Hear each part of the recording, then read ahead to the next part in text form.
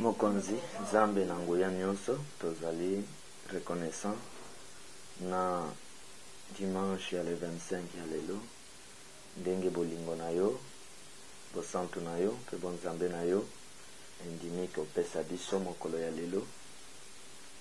Mokolo oyo to moni yango na ngolu na yo, na mawa na yo, na vengeance na yo, to sombi yango na mbongo te.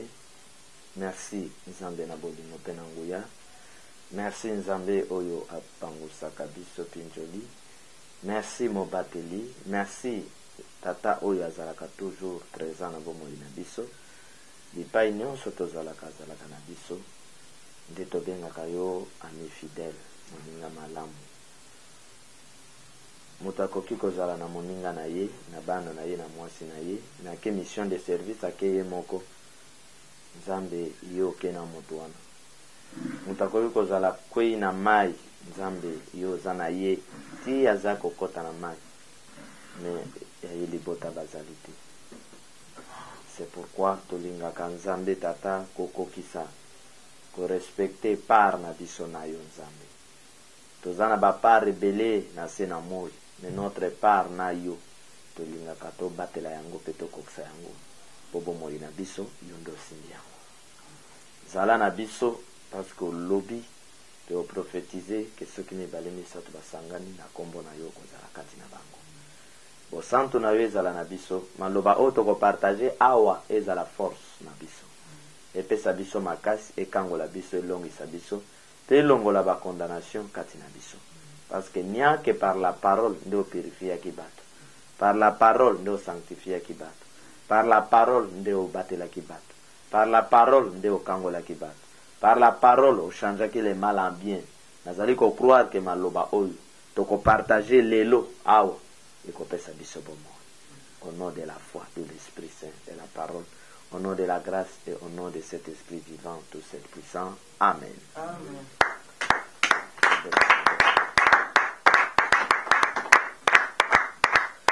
Amen. Amen. Amen. Kolo apambola biso. Tozali ko bondela Nzambe koyoka maloba na ye. C'est ça na yebisaka bandeko ke tina ya moto na moto fa yeba Nzambe yango. Parce que ezali na ba moment moko eyaka na mokili oyo nakomi elobi ke eza na moment oyo bato bakokoma rempli na nzala, bakozala na nzala, ekozala nzala ya bilei te, ekozala nzala ya maloba. Amen. Amen. Tina tolingaka moto na moto ayeba Nzambe po mokolo oyo kilte ya bato nyonso ekozala te, moto wana likolo ya mbeto na ye asalani abombela asola na Nzambe. Mokolo oyo mboka ekozala na guerre, moye moto abima te, moto na moto bisika azali azoconsulte Nzambe, akoki kointercede mpo na bato mosusu. Ezalaka moto ya mwana Nzambe azalaka teke oyo asambelaka kaka tango oyo bato bazali, tango oyo kilte ezali nde wana akendaki priere te. Mwana Nzambe asambelaka nyonso ayokaka na monoko basali na Nzambe atiaka yango en pratique, ekomaka vi na ye.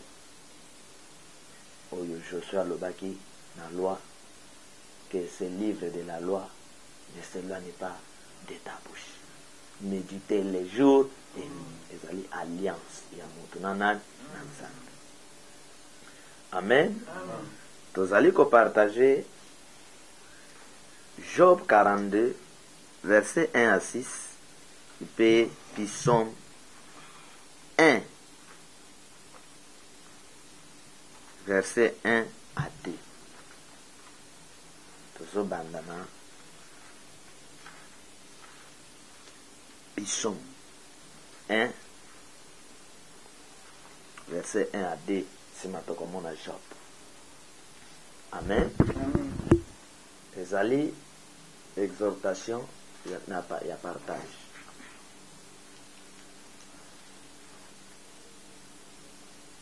Job, Somme 1. Oui. Heureux l'homme qui ne marche pas selon les conseils des méchants.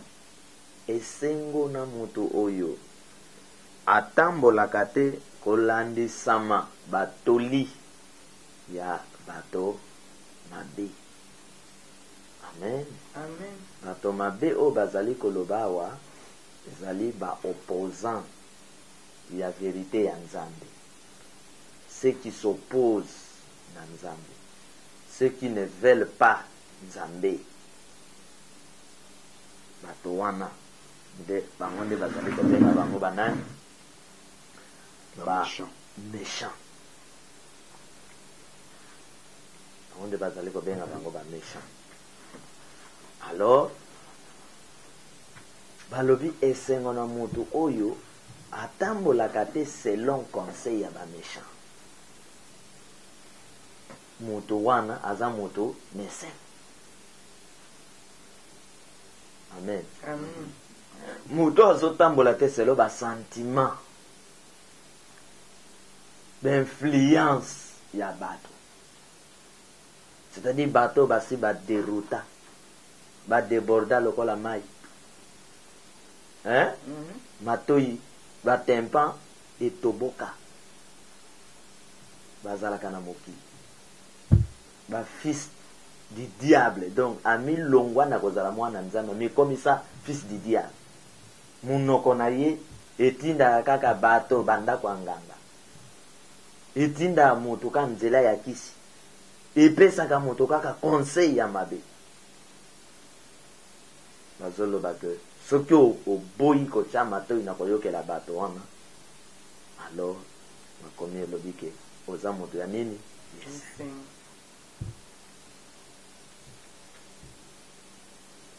Heureux l'homme qui ne marche pas selon les conseils de qui? Des méchants. Nini okoki koajouter esika wana? Quelle pensée okoki koajouter esika wana? Heureux l'homme qui ne marche pas selon les conseils des méchants. Papa Jean. Bon, conseil ya koajouter wana. Olobaka mwa makasi ekota. Conseil ya koajouter na place oyo eza boye. Eza na deux catégories ya bato. Oui. Eza pe na deux catégories ya bavoie. Voilà. Banzela oyo bato wana bazolanda. Pe ezali na deux destinées. Suka ya bato wana na banzela na bango oyo baponi. Catégorie ya liboso oyo liloba ezoloba eza mutu oyo azoboya alingi na ye te kotambola na baconseil ya bato wana baza baopposant ya nzela na ye oyo ye aponi. Mutu wana Bible soki elobi aza heureux, c'est-à-dire aza béni. Aza bénédiction.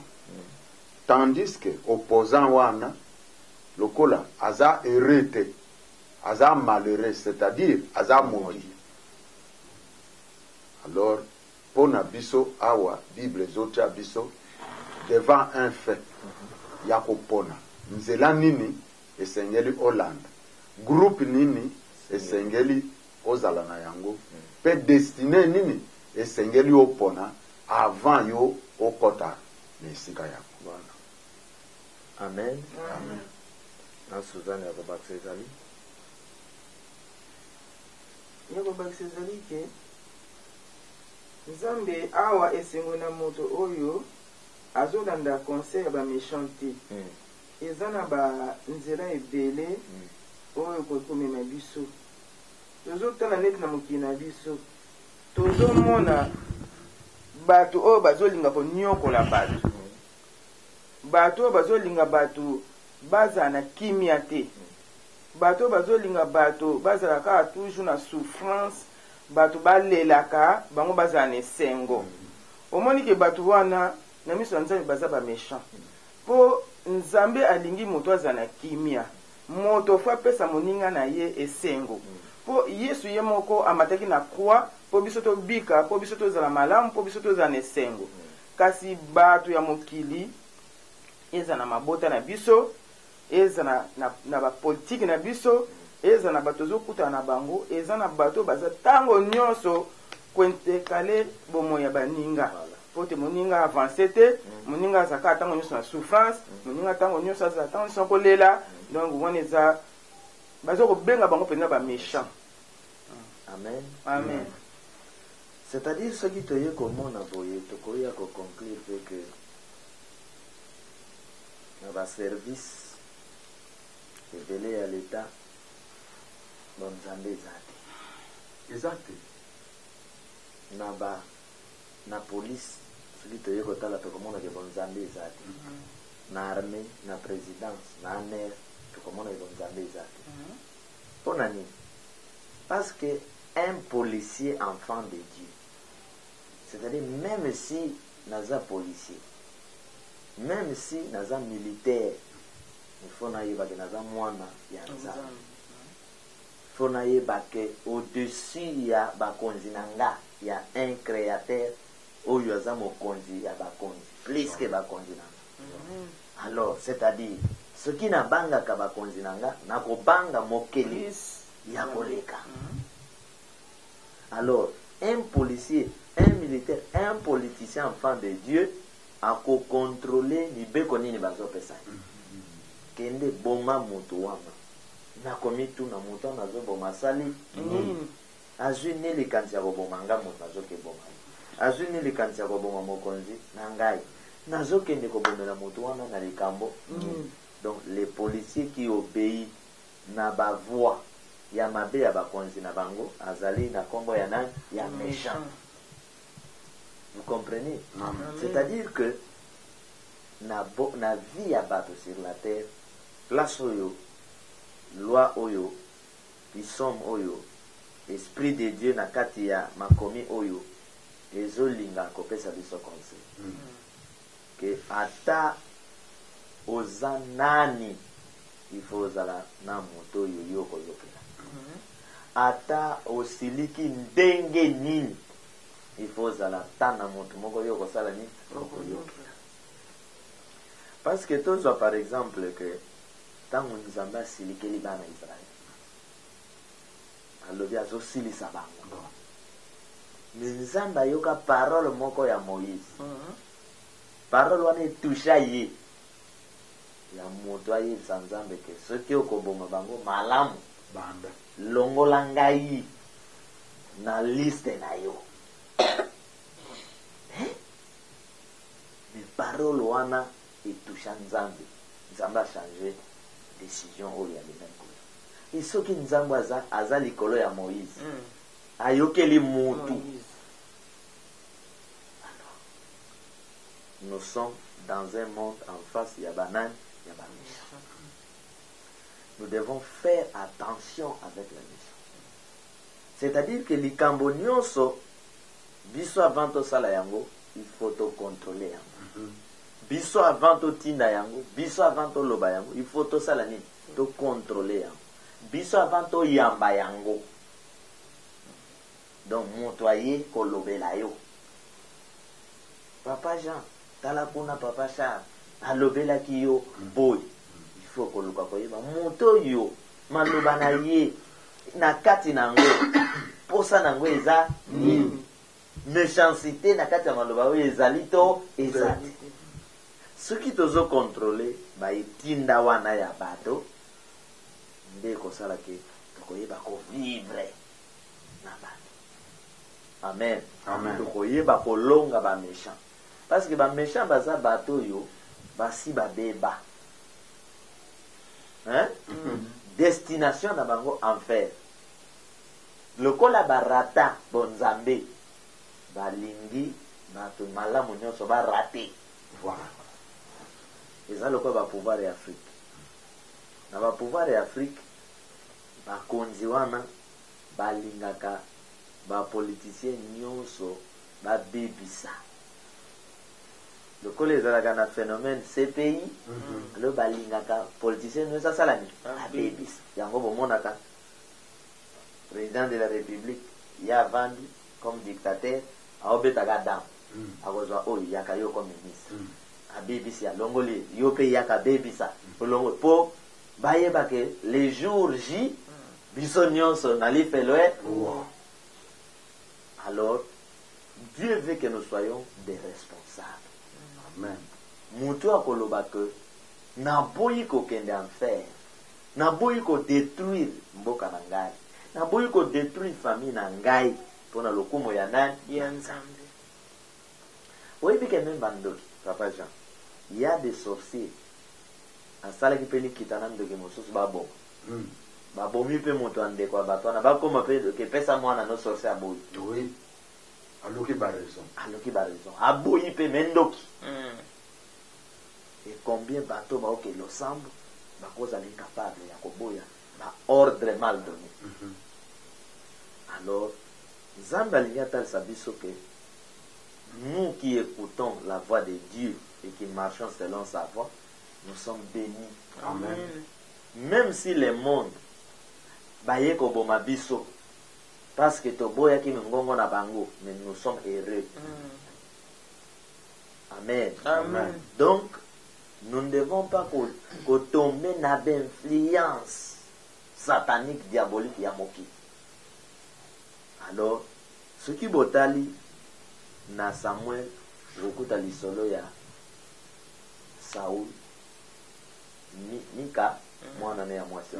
Milka, to Milka, na oya mobali ya prophète na Jonathan ou bien Nathan?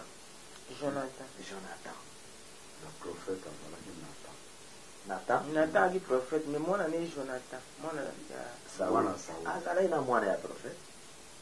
Kasi Jonathan, oh elle obéissant. Azalai na mwana ya prophète. Camarade ya David. Bazo komakuna na bandotanga ngwa ke mwasi ya David a épargné à David. Aki maliwa o tatani azuluka boma David. Or mwasi wana mokonzi tata na ye. En réalité a côté la nani tata na ye. Mais amoni que non. Quel que soit mokonzi tata na ngai nakoki te komona makila ya David. Pour David asuki kana ozala David te me azali mosali ya nani ya Nzambe. Mwasi wa ndeko na ye ya mobali nde azokende kopesaka David batiktak nyonso ya papa azozwa. Papa Jean nayebi te loko wana lelo mokonzi nini mwana mokonzi nini akosala yango, entourage ya mokonzi nini akosala yango, pe mwana ya nani akosala yango. Amen. Mwana ya nani ke papa ne azwi ba décision ya mabe boye mwana wana ya koloba te papa boye te wana ndeko na yo. Amen. Wana pasteur na yo, wana mwana na yo, wana yaya na yo nani. Lelo a cause ya mbongo mutu akondima zwa mbongo me a sacrifier mboka na ye, province na ye. Les méchants sur la terre. Yaza na besoin mbongo acha na poche. Ma ko sacrifier territoire na ye. Bobo manabino bato bazawana. Bozo manabino mabele wana. Ngabo pesa nga mbongo. Les méchants. Amen. Zwa mbongo. Boya libala wana. Zwa mbongo. Bimana ndako wa libala wana. Ozwi mbongo. Boya libala. Ozwi mbongo. Boya bana. Ozwi mbongo. Trahison. Mon cher, ce qui toke tozwi bakisi.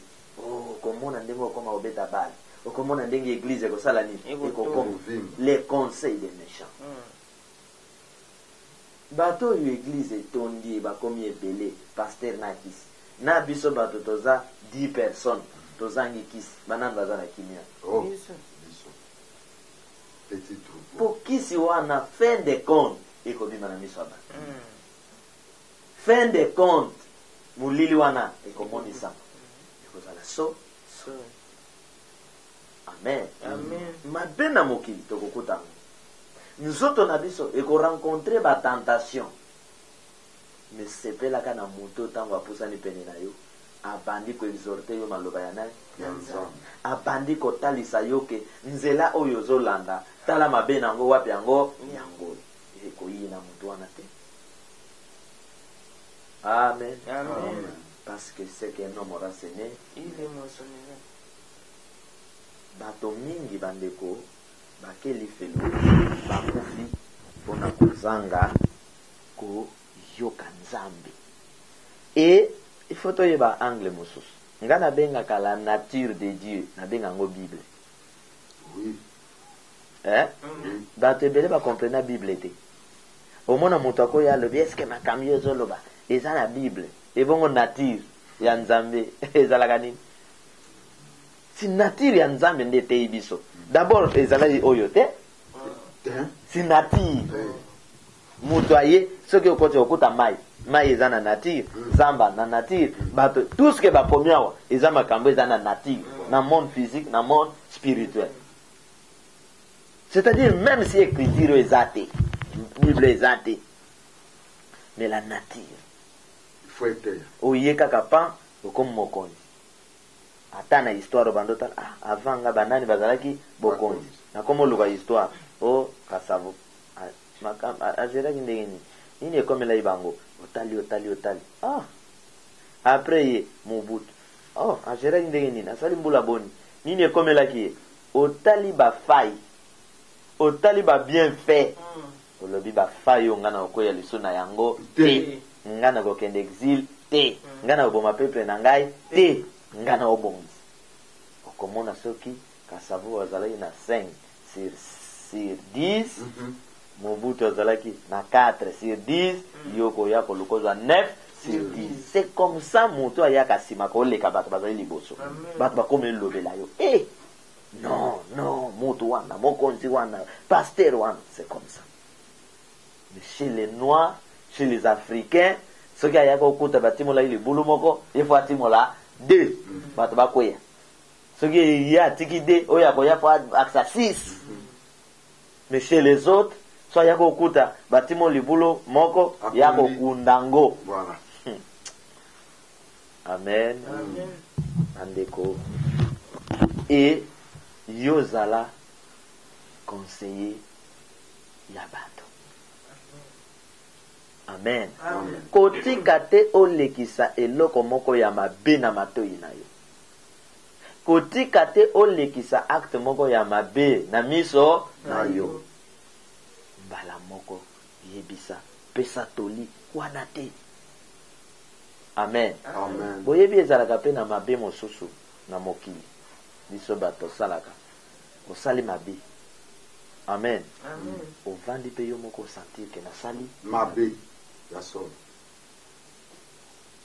Okoyebisa pe moto wana limbisa ngai ou okokota pe na prière yo moko nzambe eloko nasalaki est-ce que bosanta yango Amen.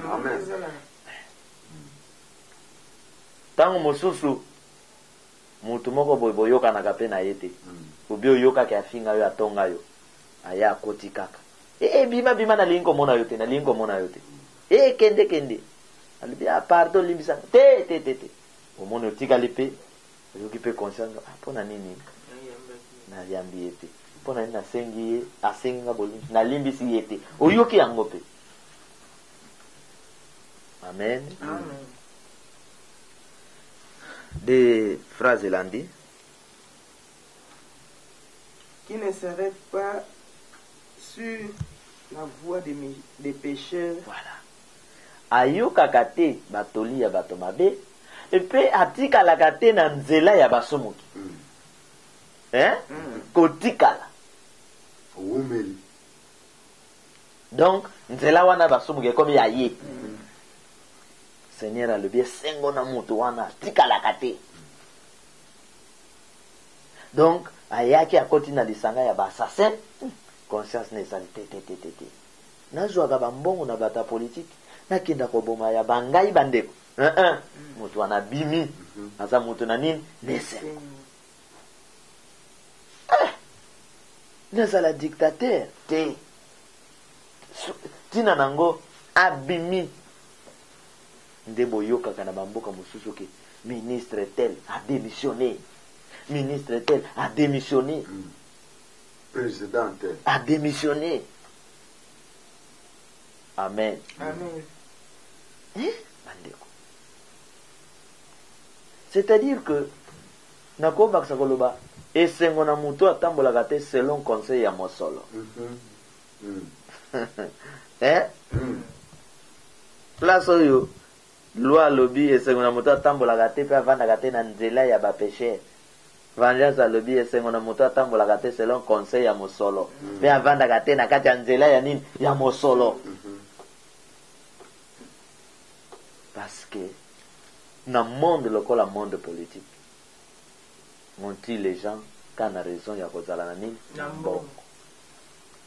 Bah toi tinga magana bokonje pona le kamni bongo bongo bongo. Parce que même dengue pauvre moko avandi mutu moko avandi mbongo na ye kota mbongo ye kota il n'a pas le temps que nga mbongo ye kota bwena na localisation comme nani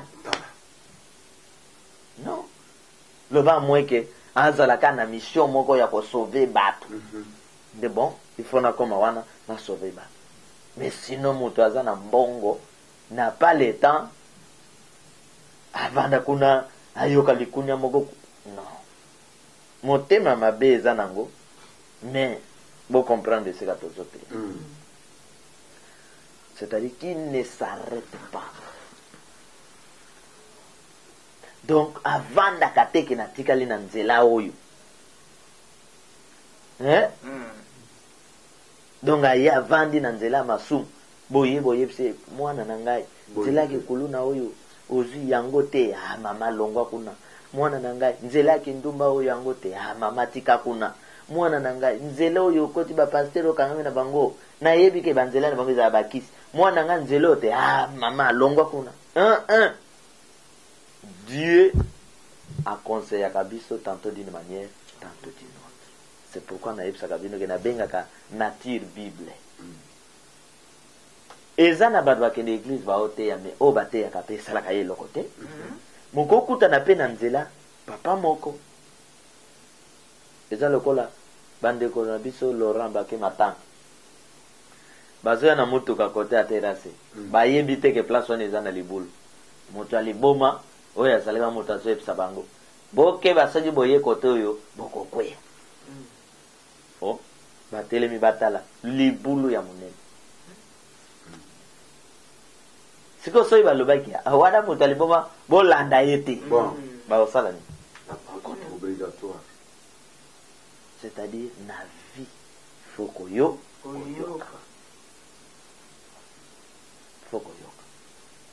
exemple ya munene yango mwana ya roi mais azo boya batoli na ba décision ya mabe tata na ye azozwa likolo ya David eza conseil moko non dit jamais vu. Amen. Samuel na ndako ya Eli bana ya Eli bazo profane biloko ya Nzambe Samuel atelemeli bango jamais papa na bango akotelaki bana na ye pona nini bayeba ike il faut kozana ngambo ya Nzambe. Amen. Nakokende na ngambo ya bana na ngai na s'opposer na Nzambe na ngai na bana tokozala écraser. Nakokende na ngambo ya mokonzi mi bokonzi wana ekoya ke sukaka na ngai na bokonzi tokozala écraser. Tika toke na ngambo ya nani? Nzambe. Amen. Donc, les tentations dans la vie ezali nekotika la nzela wana. Pourquoi?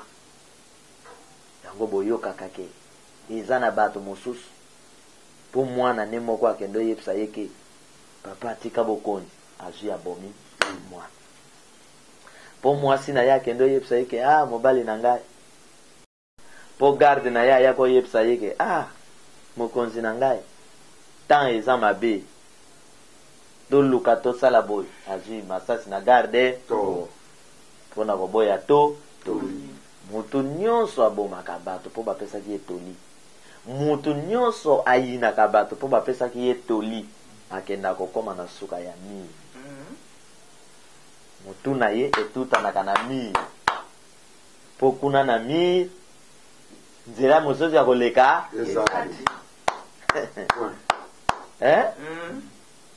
mwana na nzambe yeba ake mutu nyonso opesa conseil banda na koyeba ke ta mosusu nzambe mutu atindi.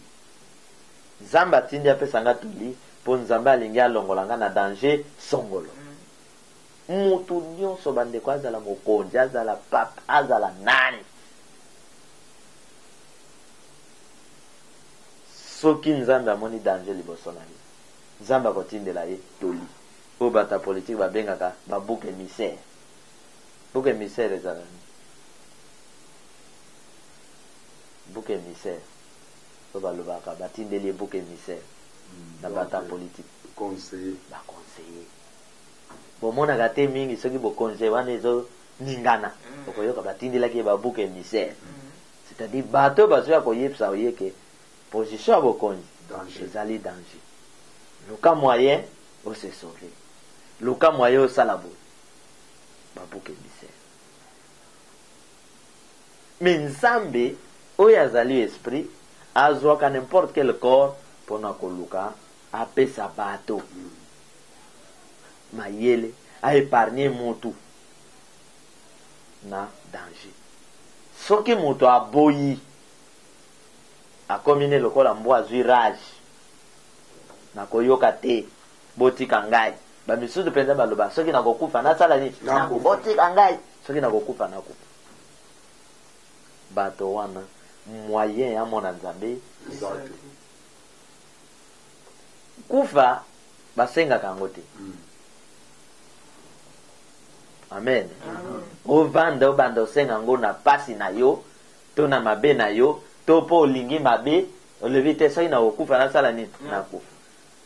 Kufa ezali etumbu ezali futi ya masumu eza etumbu. Comment moto akosepela ni etumbu? Olia sepela na sali olia sepela na vie na bomoi moto osepela ni etumbu non. Bandeko na biso mindele balingaka lisusu liwa te yango bomonaka il faut basala nyonso ke moto azokende na kokufa mibatie bapare bazo reanime. Donc soki moto akufi epa na bango ya solo penza akufi mais biso awa bato bakufaka même akufa ite me batie na mort. Pona nini?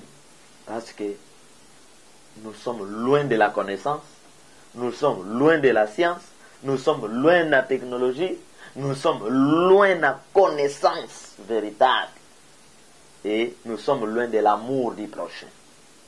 Nous sommes loin de la parole de Dieu. Nous sommes loin de la mise en pratique. Dès que bolingwa solo, pratique ya solo et pas nzambe zate. Okolinga bato ndenge. Dès que bato nyonso ba komi à la recherche de l'argent. Médecin zo lukambong, morgue zo de lambong, ata moto akofite, médecin gotinda moto wapi. Na mort. Pompe funèbre. Est-ce que tokozala na ba médecin ba ye na ka ayebisi bato akawa na vérité? Est-ce que tokozala na ba médecin mwasi na mobali ba ye ke tolingi tolongola zemi ayiso yango awe pa na ngate boke luka minganga o ya lolenge na bino boke no kokufa? Est-ce que tokozwa bato wana? Aujourd'hui nous avons besoin ya bato kako bazana besoin bato bakomi kana posa lui c'est l'argent. Bato bakufa te taliete yembo botala niveau mokili ekomi na niveau ya ba méchant. Amen. Amen. 2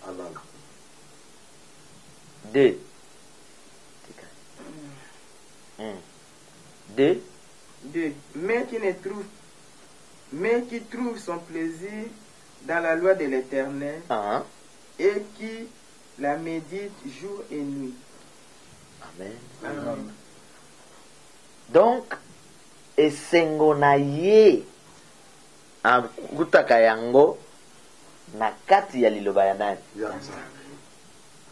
mpe ameditaka liloba wana butu mpe Moi. ça signifie quoi? Butu wana akanisaka sur bonzambe. Komedite liloba wana ezaka ya kotanga bible te. Kotanga bible fait partie ya liloba wana. Kosala malamu fait partie ya komedite jour et nuit. C'est-à-dire chaque fois afandaka akanisaka ndenge nini akosala malamu na mokili. Likambo nyonso ekomelaka ye ayebaka kokanisa likambo oyo adisernaka yango na memela yango ndenge na agir na yango ndenge ni. Amen. Amen. Mais qui trouve son plaisir dans la loi de l'Éternel. Donc malamu ezali vi na biso, bolingo ezali vi na biso, losambo ezali vi na biso, kocha na misala liloba na Nzambe eza vi na biso. nde kuna esika tozobikela. Bokotrouve ke bandeko neti biso bato mosusu babiso. Amen. Amen. Oza na ndeko te oyo aza na présidence mpo akoyelaka yo mbongo ya présidence. Bamisusu baza kovivre na mbongo ya l'État. Mpo ndeko ne aza ministre, bango bavoyage bakende poto bazonga, basala baekole, basala bahopitau. Omona pene ba oyo bazotanga bazolia na mosolo ya mboka. Amen. Mais nete biso na bino biso tozo vivre na mosolo ya nani ya Nzambe. Amen. Vous comprenez? Biso toza ba témoignage ya bato bazo vivre na plaisir ya liloba ya nani Ya Nzambe. po toza nesika te biso tokoyiba, biso tokozwa, biso tokokangama. Biso toza ba témoignage. Okozanga lelo, okozanga lobi, olali nzala lelo, olali nzala lobi, na troisième jour Nzambe atelemi apesi yo oyo akopesa yo lia. Azobatela ya biso ba santé. Donc nous sommes un témoignage. Il y a bateau bazo trouver plaisir et pas ya nani ya Nzambe. Amen. Eza na bato mosusu azo vivre na mbongo akisi, na mbongo makila ya bato, aza pe na mbongo, aza pe na mituka, atongi pe immeuble ndako, me na nzela ya makila ya bato. Amen. Me biso soki toza kofutelaka mwa ndako ezali donc na makoki ya nani ya Nzambe. C'est-à-dire eza biloko etalisaka bato na mokili ke Nzambe azali. Amen. Amen. Nzambe azali. Eza biloko etalisaka babokonzi ya mokili, barisha ya mokili ke Nzambe azali. Comment toko bloquer ba source ya mbongo me bato wana ba vivre? Comment toko empêcher ke bato wana bazwa te me bato wana ba vivre? Loboko ya nani? Ya Nzambe. Amen. Amen. Tokende na Job 42 kaka place oza wana. Job aza mosika te. Job na Pison baza ba voisin. Banda na verset 1 tosuka na 6. Job répondit à l'Éternel et dit, je reconnais que tu peux tout et que rien ne s'oppose à tes pensées. Amen. Amen. Tolobanaye merci. Merci. Tolobanaye merci. Merci. Tolobanaye merci. Merci. Moyoka ba parole qui encourage, qui fait monter mitema na biso kondime panza. Hein? Job, l'homme, un homme comme moi, comme toi. Mais akutani na Nzambe. Boyoka biloko alobi. A vivre nini na vie na ye. Po abimisa biloko. C'est-à-dire que bato bazalai liboso na biso bakutana na Nzambe. Amen. Amen. biso pe bato kutana nzambe bato wana bazalo kwa ba conseiller na biso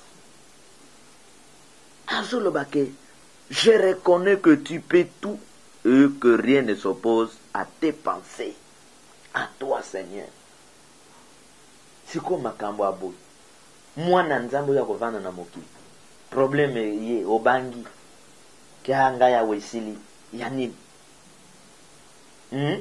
o banguna basali makita bazosala nga boy yo po bangi Job akutanaki na vini azalaki neta nini tia ya koloba na 42 na livre ya suka ya Job je sais que Seigneur tu peux tout ozana makoki ya nyonso banguna bakokotela nga réunion na tongo na midi yo panze bango bakokota réunion na midi na pokwa yo salemi au panze donc ma vie c'est toi kolia na ngai yo kolata na ngai yo kotambola na ngai yo nzambe bokange eloko wana na motu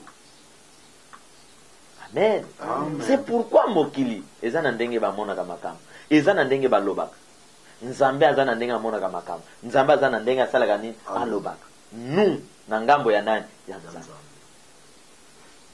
nde Job azali oyo bayebisaki ye ke ozobela po osumuki okufeli bana po osumuki okufeli babibwele po osumuki pauvreté ekoteli yo po osali nini osumuki mais Job wana apesa bango réponse mon rédempteur se lèvera le dernier ye wana ye kopesa parole oyo que Seigneur je sais que tu peux tout et rien ne s'oppose à toi à tes pensées biso tokeni na ngambo ya maloba ya nani sala na ngambo ya nzambe ne doute rien sur ta vie et ne crains rien sur ta vie nzambe aza na ngambo na yo et soki nzambe aza na ngambo na yo akotémoigner yo ata bato balingi kozipa témoignage na yo kosaliri yango nzambe akosala nini akotémoigner yo ata bato bayini yo nzambe akopanza bato wana kati na bango bamisusu bakochange camp bakoya na ngambo na yo ata bato babombeli yo vérité nzambe akopanza bato wana mpona kati na bango bamisusu baya koyebisa yo vérité c'est Dieu akene na ngambo ya nani ya Job amen, amen. Ne crains rien kobanga pauvreté te kobanga richesse te kobanga mbongo te kobanga mutu te kobanga liwape te je sais que tu peux tout amen, amen. 3 Quel est celui qui a la folie d'obscurcir mes desseins? Oui, j'ai parlé sans les comprendre, des merveilles qui me dépassent et que je ne conçois pas.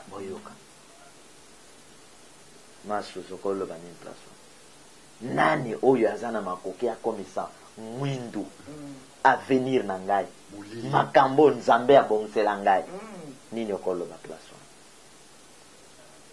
assurance ya mwana mobali ya boye jeune lion ya boye nakoloba te ndenge Job balobi awa je connais que tu peux tout et que rien ne s'oppose à tes pensées. Quel est tout ça dans le deuxième verset. Quel est celui qui a la folie d'obscurcir mes desseins? Pour Nzambe moto a planifié vie à moto na sena mo vie à papa Charles. Bon.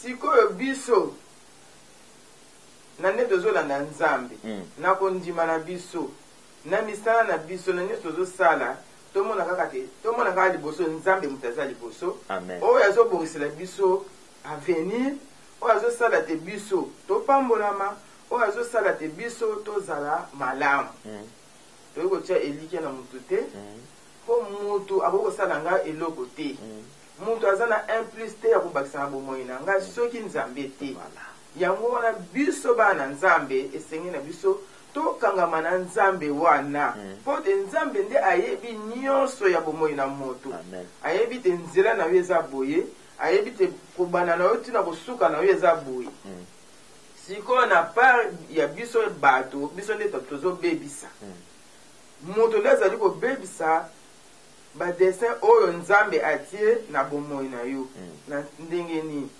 nzambe alingi totambola malamu me biso bato tolingi kotambola na nzela ya malamu te nzambe abongiseli biso bonheur liboso biso tolingi tozwa ya presse moto alingi azwa noki alingi kozela ya nzambe te moto ezoloba ya nzambe ewumelaka malamu nakota na nga na nzela ya mokuse kasi soki mpe okoti na nzela ya mokuse ndenge olobaki okona kotuta na miye ni bakoti na nzela ya mokuse akoluka misolo bakomi bata maboma bakomi kolia na bafulu kasi soki nakangi motema na ngai nayebi te nzambe na ngai un jour akotelema lokola jo balobi nakotelema nakotambola kaka na nzela wana natala justice ya nzambe natala bolamu na ye natala bolingo na ye yango emema nga ti esika nga na kokoma mpo te nzambe wana ye nde ayebi nyonso. Amen.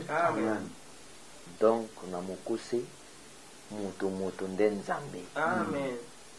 Tango mama Suzana alobi ke nani mutu oyo akoki kuampeshe vi na nga aza te mutu akobakisa implice pa na nga te, c'est-à-dire mutu nde nzambe. Amen. Mutu nde oyo nzambe akoti kati na ye nde akopesa implice nde akosala quelque chose mpo na yo nde akopesa conseil ya malamu me mutu oyo molimo na nzambe eza kati na ye te aza na eloko akopesa te parceke aza vide kati na ye niake méchanceté nde baninga ebele bamema baninga na bango na liwa parce que en lui il n'y a rien. Yango boyokaka lolenge mo bato balobaka ke mwasi ya libala yo kokangama na mwasi ya bala te akopesa yo nini eza elobeli eza elobeli ya aussi mwasi ya bala te akopesa conseil kitoko mais eza elobeli balingaka koloba ke mingi ya bato babala te baza na expérience te na façon komona na mosika te nde omoni moto abala so akangami mpe mingi na bato babala te bakomeme na nzela kindumba po bakoyebisaka ye ka andako libala kaka andako libala boy bakomema ye na nzela ya mabe eza lokola mutu asambelaka me baninga ne azwi mingi bato basambelaka te oyo te na koganie bango mpe bakoganie yo oke na mokili. Voilà un peu nini mutu na mokili akosala mpo na yo. 4. Écoute-moi et je parlerai. Je t'interrogerai et tu m'instruiras. Mon oreille avait entendu parler de toi. Mais maintenant, mon œil t'a vu. C'est pourquoi je me condamne et je me répands sur la poussière et sur la cendre. Amen. Amen. Qu'est-ce que vous comprenez, place? Papa Jean. Job azoloba na yokaki yo mais miso nange emoni na mi repentir nini tokolo penser nini boko obimisa nini boko comprendre place wana na yokaki yo miso nange emoni na bongoli motema na place wana nzambe azala ya bongola motema te kala wana na place wana Job azotalisa biso bato te liloba ya nzambe batoli ya malamu oyo ezoyela biso komona te lokola te toli wana ezali empêchement po okokisa posa oyo yo mutu oza nango mais toli oyo ya nzambe ezoya po événement moko ezali quelque part alors eza koempêche yo po événement wana ya mabe ekomela yo te. Voilà. mais na ntango tingami kaka nakokisa kaka posa na ngai sukasuka okomona likambo wana oyo bazoprevenir yo na kati na événement wana yango wana esengeli okoka nde ozwa toli.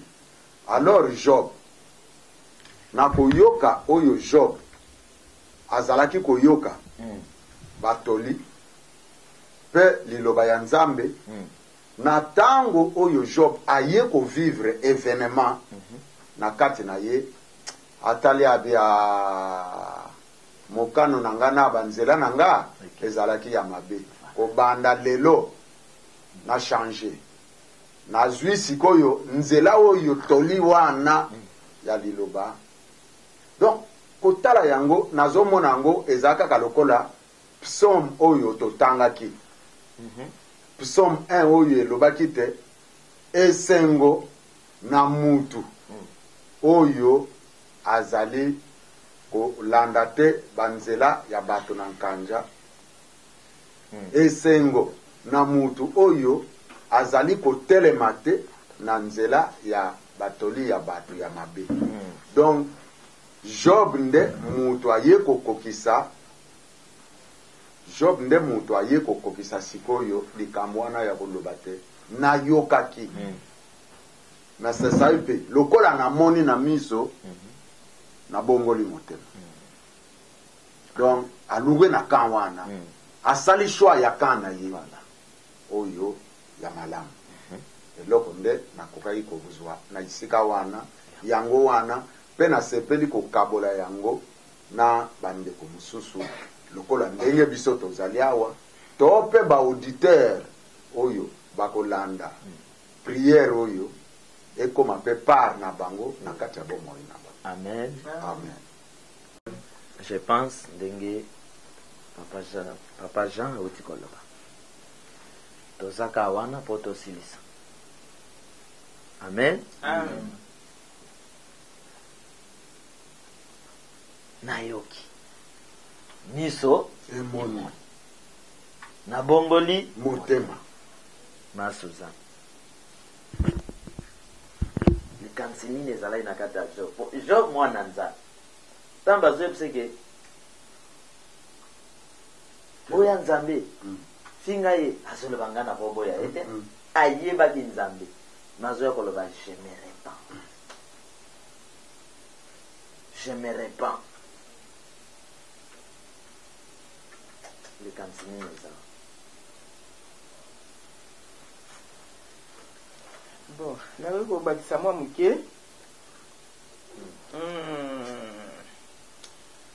toyebi te toza kozwa bomoi na biso tozozwa yango lokola bomoi ya Job.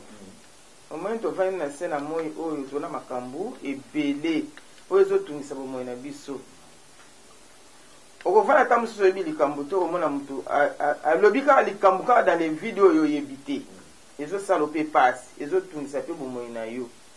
Omona kuna motu oyo atongaki yo boye me atongaki nga nasali ye nini ezotungisa mpe molimo na yo. Donc bapasi mosusu binyoko mosusu esalaka te oza komituna obi te nzambe atiki ngai eske nzambe mpenza bapasi nga azomona yango te nzambe mpenza. Donc yo mokomi kotuna okomi kosepose baquestion ya ndenge na ndenge na motema na yo.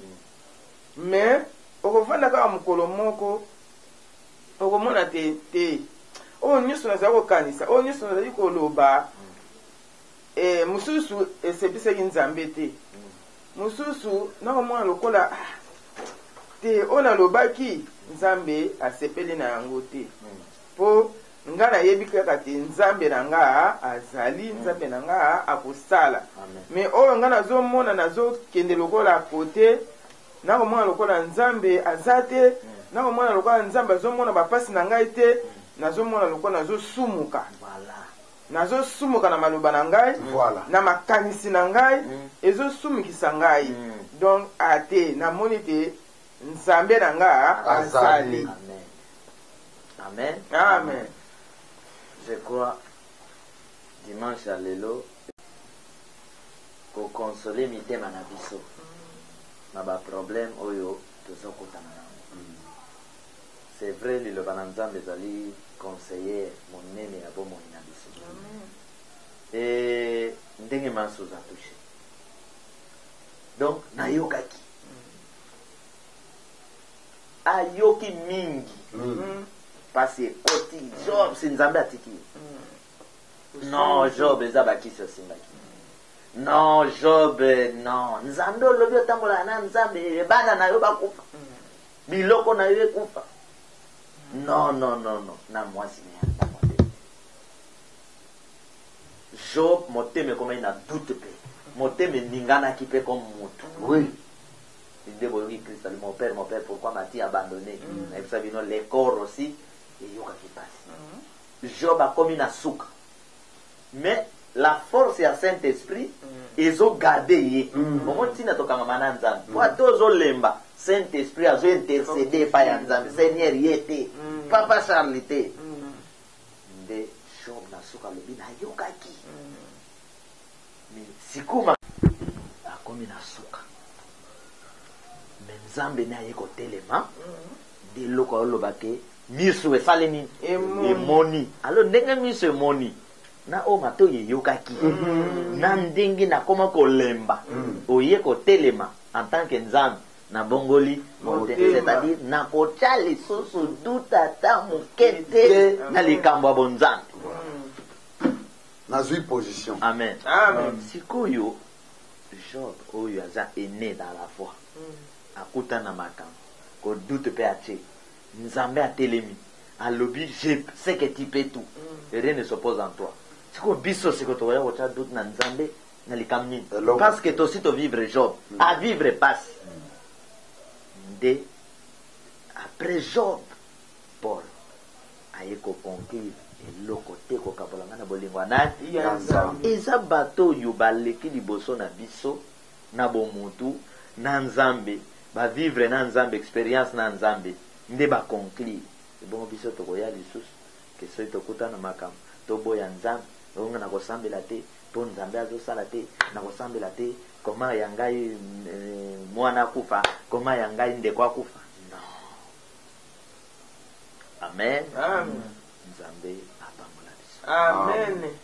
apambola biso Amen. bandeko bakolanda exhortation oyo epesa bango bomoi Amen. efortifie bango toza sous choc ya matanga me yango te ekopekisa biso tosambela te soki tokutana na dimanche ya lelo mpo na nzambe oyo aza au-dessus de tout o biso fo torendre toujours gloire de bomoni oyo tolapela ndai ke seigneur eloko te kokabola biso na bolingo na yo te yango tozwi courage ya kopartage oyo tokoka ekozala nango amen tokobondela mosika na uti pene na kokende kotambola na kotambola yesu nde sungi mosika na uti pene na kokende kotambola na kotambola yesu nde sungi solo nkolo na bolingo kolo na bolingo kolo na bolingo kolo na bolingo kolo na bolingo kolo na bolingo kolo na bolingo